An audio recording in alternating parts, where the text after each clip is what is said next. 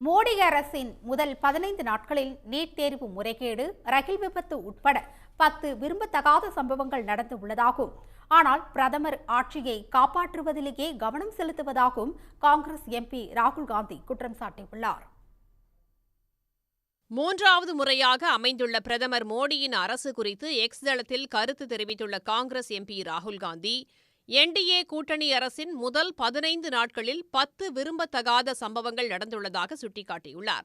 அதில் ரயில் விபத்து, காஷ்மீரில் பயங்கரவாத தாக்குதல், நீட் முறைகேடு, நீட் முதுகலை தேர்வு ரத்து, நெட் வினாத்தாள் கசிவு, டெல்லியில் தண்ணீர் தட்டுப்பாடு, வெப்ப அலையில் பாதுகாப்பு நடவடிக்கை எடுக்காததால் ஏற்படும் உயிரிழப்புகள் என வரிசையாக பட்டியலிட்டுள்ளார்.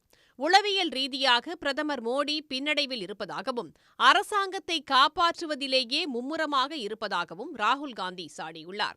மோடி மற்றும் அவரது அரசாங்கம் அரசியலமைப்பு சட்டத்தின் மீது மேற்கொள்ளும் தாக்குதலை ஏற்க முடியாது என்றும், எந்த சூழ்நிலையிலும் அதற்கு அனுமதிக்க மாட்டோம் என்றும் ராகுல் தெரிவித்துள்ளார். இந்தியாவின் வலுவான எதிர்க்கட்சியாக மக்களின் குரலாக முழங்குவோம் என கூறியுள்ள ராகுல் காந்தி, அது பிரதமரை தப்பிக்க விடாது என்றும் தெரிவித்துள்ளார். உடனுக்குடன் செய்திகளை தெரிந்து கொள்ள சன் நியூஸ் பெல் ஐகானை கிளிக் பண்ணுங்க.